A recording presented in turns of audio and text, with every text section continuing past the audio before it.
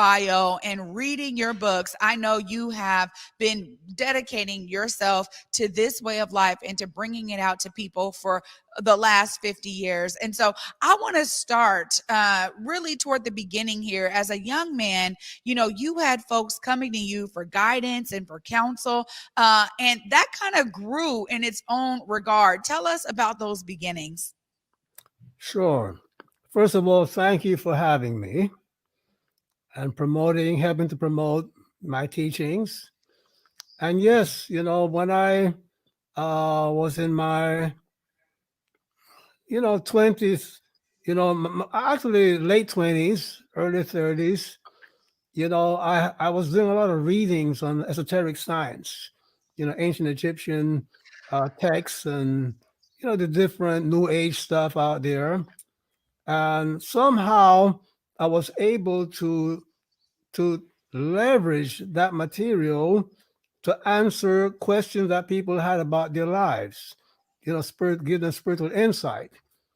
And it was a kind of uncanny experience because people will constantly tell me that it was so different, so inspiring. And I didn't know where that was coming from. It was like some intuition that will come to me when I began to counsel people.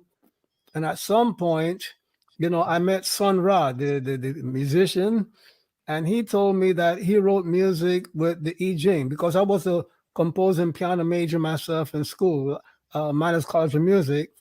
So I went and bought me a copy of the I Ching. I did a reading about my destiny, and it told me to give up.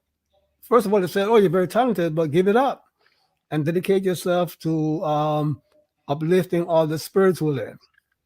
So I toyed with that for 3 years because how was I going to give up after some 25 years of studying music?